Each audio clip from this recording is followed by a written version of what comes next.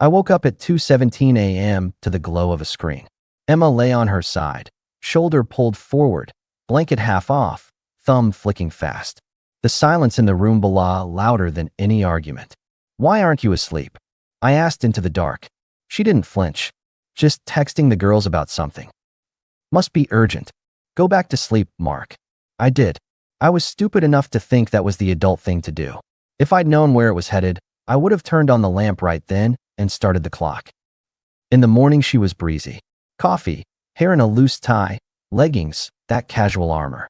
I tried to match it. "How's the urgent committee?" I handed her a mug. Funny, she checked her phone again. "Brit's thinking of switching gyms." Riveting stuff. "Glad national security's intact." She smirked, but nothing landed. The phone landed though, on the counter, screen down. That week turned into a pattern. Late night tapping. Face down phone at breakfast. My name said with the kind of patience you use for a slow coworker. She came home later than usual, called them wine nights, then planning nights, then just nights. The colder she got, the more I tried to keep it from cracking. Fixing the leaky sink, knocking out the overgrown hedges, sending her memes I knew she used to laugh at. I didn't plead. I just did the normal maintenance like a guy who respects his house and expects respect back. By Friday, I pitched a reset. "Let's do Saturday," I said over dinner. "Decent place, good food, no phones for 2 hours. You pick the spot." She stabbed a roasted carrot and took her time chewing. 2 hours feels formal. It's dinner. I'll even hold the door and pretend to be interesting. She glanced up. For a second I saw the woman I married. Then the screen buzzed, and whatever softness showed up went straight back to storage. "Let me check with the girls. We were going to do a thing." "I'll see." "Emma, I'm not asking to share a lifeboat with you," I said lightly. "Just a table." She shrugged. "I'll see." I made the reservation anyway. Saturday came. The host greeted me with that trained warmth. I asked for a booth like some optimist. I ordered sparkling water, traced the condensation with a thumb, and watched couples walk in, laugh, be normal. At 7:25 I texted, "You close?" At 7:40 she wrote, "Sorry, lost track. Start without me." At 8:05 I paid for my water, tipped heavy because the server kept stopping by to pretend the third chair wasn't empty, and walked out. No drama, just data. On the way home, I changed one thing, the house code. Not to keep her out, just to tell myself I was done pretending nothing changed. Small rule, twice as loud as any speech. She came in at 11:38, keys rattling like a metronome. "You changed the code?" "Yep." "Why?" "Because I'm not a night clerk," I answered. "You want to come home late, fine. But tell me, I'm not doing the try the handle and hope routine. That's controlling. That's clarity." She let a long breath ride the silence. I was with the girls. We were planning a fundraiser. "For who, insomnia?" Her jaw twitched. "I'm taking a shower." "You do that." She took her time. I cleaned the kitchen and put her favorite knife in the far drawer. Not to hide it. To mark the end of autopilot service. Sunday morning, I didn't nudge, didn't ask for schedules. I went to the gym, then to the garage and changed my own oil like I used to when life was simpler. At lunch, I moved some savings into a separate account labeled Household Baseline. I texted, "I'm simplifying bills. Mortgage stays joint. The extras are optional. If you want something covered, put it on the shared calendar a week ahead." Her reply popped with speed. "Are you serious?" I typed very. Less gray zone, fewer fights. It's adult. She didn't argue further. But that night she lay there again, lit by a blue rectangle. I rolled over and let the distance sit between us like a third person. Monday at work my buddy Nate leaned on my doorway. He's the sarcastic accountant who thinks receipts are a love language. "You look like you didn't sleep," he said. "Beauty fades, Nate. Trouble at home, or are you allergic to peace?" "She's distracted." He stepped in, closed the door with a finger. "You're not a surveillance guy? But if your gut is making noise, get information, not stories." "You recommending binoculars?" "I'm recommending you stop playing defense." He tapped my desk. "If something's broken, you either fix it or file it. But you don't sit in drafts." I booked a private investigator that afternoon. Quiet, firm, middle-aged woman named Carla with glasses and the kind of voice that sounds like a clean report. No theatrics. I laid out the pattern. She listened, wrote zero judgment, and set a fair rate. I paid the retainer from my separate account. Grown man move. No permission needed. At home, I cooked chicken, set the table for two, nothing candlelit, just decent. Emma walked in at 8:20 with a to-go cup and that absent smile people use when they're already somewhere else. Late meeting? I asked. She kicked off sneakers by the door. We ran over. Over what? Stuff. Do we have to do interrogation now? We have to do honesty now, I replied. Pick your poison. She snorted, grabbed a plate. You're overreacting. To you not showing up Saturday? Little. She poured herself water like that settled it. I said sorry. You texted start without me, which is different. Same intent. Different respect. She looked up, bored more than angry. You always make everything heavy. Only the parts you try to float. She set the plate down. I'm tired. I'm going to bed. Then leave the plate, I told her, pushing my chair back. I'll handle cleanup like usual. But hear me. I'm not running after you to keep this warm. I'll do my part. I won't do yours. That was my first firm line said out loud. She didn't like it, but she also didn't fight for long. 2 days later came the first soft reset. She stopped by my office with coffee and a smile that belonged to better seasons. She never just dropped by. You're close to here, right? She said, stepping in. Thought you could use a caffeine bribe. Bribe for what? For me being tense. Work's been nuts. I haven't been fair. Work always is, I said, eyes on the cup. What's the actual ask? No ask. She perched on the chair like it could throw her off. Just wanted to see you. Nate passed by the glass wall and gave me the look that says, don't let your guard fall apart. I thanked her for the coffee because I'm not a caveman and kept the line simple. Appreciate it, I said. My expectations haven't changed. If you're out late, text. If we plan dinner, show up or cancel like an adult. That's it. She nodded, soft. I hear you. That night she curled into me for the first time in weeks. She laughed at a dumb show. She locked her phone and put it face up on the nightstand, like a prop in a play about trust. It almost worked, but almost isn't a contract. 2 days later she was late again, no text. When she walked in, I was in the garage over a small woodworking bench I'd been ignoring. I didn't turn it into a sermon. I just turned off the light when she came in, wiped my hands, and said, calendar next time. She rolled her eyes. Yes, Dad. Careful, I said, holding her gaze just long enough to show it wasn't a bit. I'm not raising you. She threw up her hands and went to shower. Cold night. Clear mind. That weekend I scheduled a real dinner, nothing fancy, but I told her with time and place and that I'd be there with or without her. She said she'd meet me. She didn't. That was my green light. I stopped trying to resuscitate a thing she kept unplugging. I called Carla Monday morning and asked for an update cadence. She said she'd ping when there was something concrete. Wednesday mid-morning, I got the text that set the tone for the rest. I'm going away for a week with the girls. Just to have fun. Don't worry, I'll send photos. I looked at it for 5 seconds and laughed without humor. I typed back, got it. Enjoy. Send the hotel info for emergencies. She responded with a winky face and a will move around. Sure you will. My phone buzzed again 30 minutes later with Carla's name. I stepped into the stairwell where echoes die. Your wife is at the airport, Carla said, calm as weather. She checked in for a flight to Paris with a man named Tyler Jensen. I have photos. They booked a shared room for the week, small boutique place in the Marais. I also pulled a public record. Tyler is married. His wife's name is Laura. I have her number. Text me everything, I said. Zero tremor. Decision made. She did. Photos of Emma and a tall guy in a casual jacket near a gate. Screenshots of a booking with 2 names, 1 room. Address. A clean, emotionless package. I called Laura. It rang twice. Hello? She answered guarded. Laura, my name is Mark. I think we're connected by a problem you don't deserve.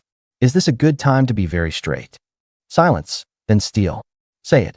Our spouses are in Paris together right now. I said, factual. I have photos from this morning. I have the hotel and the room booking. I'm sending them because you deserve the whole picture. For a moment, she didn't breathe. Then her voice turned low and surgical. Text them. I sent the file and waited. 10 seconds. A sound I can only describe as a laugh with no humor. Okay, she said. My favorite part is the Girls' Week cover story. He told me he had a summit. Mine said, send photos. So we're both being treated like attentive babysitters. What are you going to do? File, I said. And make sure there's no scene when they land. I don't want a soap opera. I want clean exits.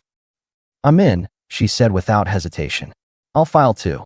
But I also want the look on his face when he realizes he's not the only person with a brain. You want to surprise them, I said. I want them to walk into a room and realize the door locks from our side. No screaming. Just facts. Then we'll drive to my place and repeat it. Fine by me. I'll set the schedule. Text me your address, she said. And Mark?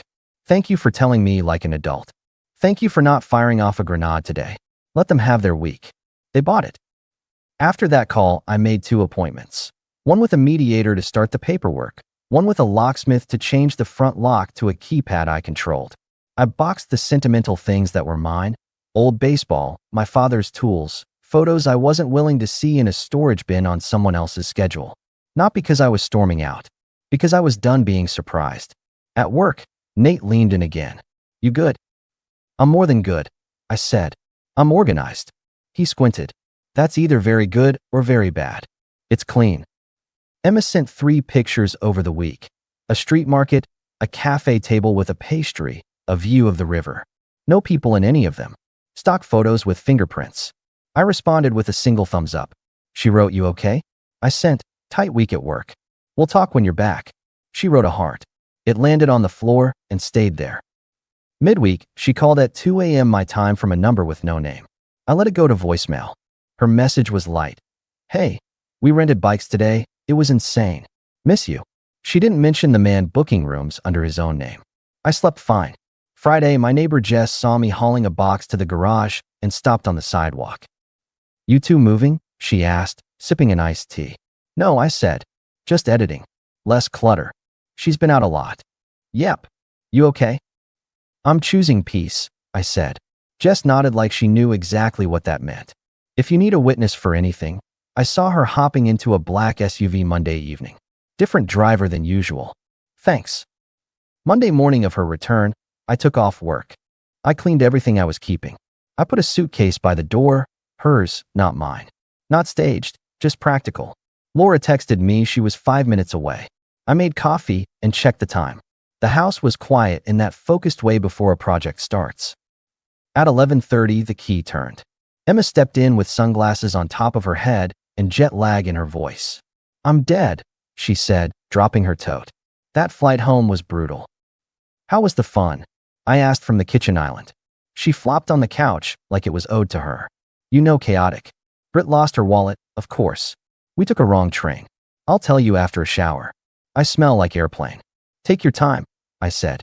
We've got a little thing in 20. She glanced at the wall clock. What thing? Friend swinging by. She blinked. Who?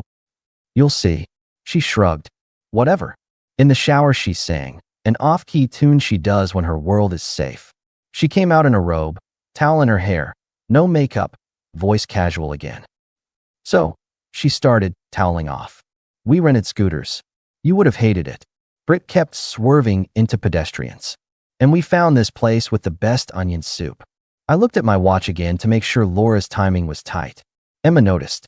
Why do you keep checking the time? She asked, a wrinkle of annoyance returning. Just waiting on a friend. Who? The doorbell answered for me. I opened it to Laura, compact, composed, a woman who had done her crying before morning and put it in a drawer. She stepped in with a polite smile for me and a different smile for Emma. Emma froze mid-sentence. Who is she? My friend, I said evenly, gesturing. The one I told you about. What friend? Her voice jumped a register. Meet Laura. I continued, hands in pockets. She's Tyler's wife. You know, the man you spent a week with in Paris. Laura turned to face Emma fully. So, how was the girl's thing? Emma's face drained, then flushed. Fight or spin? She chose spin. This is insane, she snapped. Mark, is this some kind of stunt because you're guilty about something? I laid a folder on the coffee table, printed photos from the airport, a screenshot of the hotel booking with both names, a copy of the flight confirmation, all facts, no adjectives. You want to try another version? I asked. She scanned the images, then me, then Laura. Her mouth opened and closed, but no words arrived that could carry weight. Laura didn't wait. You wasted my time, Laura said calmly. You wasted his time. You stood in my kitchen last month and complimented my wedding photo. And you booked a room with my husband. Emma's voice shot up. He told me you were practically done. He said you were controlling. Laura's eyebrow climbed. Of course he did. It's the script. Emma pivoted hard. Mark, she's lying. You know I was with the girls. I held up a hand, palm out. I know you were with a man named Tyler. I know the room number. I know where you ate. I know enough to be done. She looked at the suitcase by the door, and something in her finally registered the new rules. Her voice shrank. You're throwing me out? I'm ending this, I corrected. You're going to your sister or wherever you like. The rest of your things will follow when you send an address. I already arranged delivery. You can't just. I can't, I said. And I am. The papers are on top, by the way. I pointed at the folder's second half. I'd be grateful if you sign without theatrics. She stared at the signature line like it had a pulse. Laura folded her arms and waited. The room went quiet except for the faint tick of the wall clock that suddenly mattered to everyone. Emma tried one last tactic.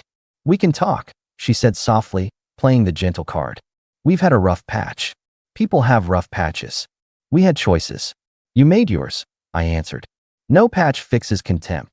Her eyes watered, not with regret, with exposure. She grabbed the suitcase handle like it might argue with her. At the door, I stopped her with a word. Almost forgot, I said, pulling my copy of the keys from the hook. Leave yours. She placed the key on the console. I opened the door and stood aside. She stepped out into daylight and didn't look back. I closed the door on a very specific picture, the exact moment control evaporates. Laura let out a breath she'd been holding for a week. We sat. For a minute, neither of us spoke. You okay? I asked finally. I'm not broken, she said. Just recalibrating. Same. She pointed at the folder. You handled this like an operations manager. I appreciate the lack of fireworks. I don't like smoke, I said. I like air. She allowed herself a small smile. Now for Act 2. Let's go, I said, standing. You drive. It's your house. On the way, we compared notes and clipped lines. Tyler's favorite excuses. Emma's stock phrases. The way they both used work like a universal solvent. Laura's house was a tidy craftsman, porch swing still moving from morning. Inside, the place was organized and warm, evidence of a person who treats things with care. Tyler's car was in the driveway. Laura set her bag down on the console with a precise click. You want me in the room? I asked. Yeah, she said. He'll perform less with an audience he doesn't own. She texted him from the kitchen. Can you come downstairs? His voice came back from above, light. Busy. 2 minutes. Great, she called. Bring your phone. He came down in joggers and a smug half smile that shrank when he saw me. Who's this? Mark, I said. Emma's husband. His jaw worked. Laura, what is this? Schedule clarity, she answered. Sit. He didn't. He grabbed for indignation, the cheapest tool. This is ridiculous. He's stalking me? Who does that? I didn't bother. I laid out the 2 photos that mattered. Him and Emma at the gate, sleeve brushing sleeve. The reservation showing both names, 1 room. He stared at them a long second, then went for the script. It's not what it looks like. Laura cut in. Don't insult me. We're not in a hallway. We're at the table. He tried a softer angle. Laura, I love you. We had a rough period. I made mistakes. Rough period, she repeated. You booked a week. He glanced at me, annoyed I had eyes. Can you give us a minute? No, Laura said. He stays so you don't turn this into an aria. Tyler held the counter, then let go. Fine. I messed up. It meant nothing. I shrugged. It meant enough to make reservations. He turned to Laura, voice dropping into a practiced contrition. I'll fix this. You won't, she said calm. Because there's nothing left to fix. I filed this morning. You'll get served. He blanched. You filed? We can work. She slid a small stack of envelopes across the island. This is the plan for the next 90 days. You will pack a bag. You will stay at your brother's. You will not take my office chair. And you will not remove files from the cabinet. He stared like the list itself was obscene. You can't kick me out of my house. I can ask you to leave a house I own, she answered. And I'm asking. With documentation. He looked at me again, desperation creeping sideways into anger. You think you're some kind of hero? I think I'm a man who respects himself, I said. Everything else is your narration. He shook, then stopped, then changed tack. Emma told me you were controlling, that you were cold. Sure she did, I answered. She also told me she was on a girl's trip. He stared at the paper with the hotel address like it was written in fire. The fight went out of his shoulders. He dropped his phone on the counter with a clack. Can I at least get my laptop? He muttered. Laura nodded. Yes. I'll watch you pack. I'm not petty. I'm thorough. He went upstairs with the hunched gait of a man who understands gravity for the first time. Laura and I stood there like co-foremen after a demolition.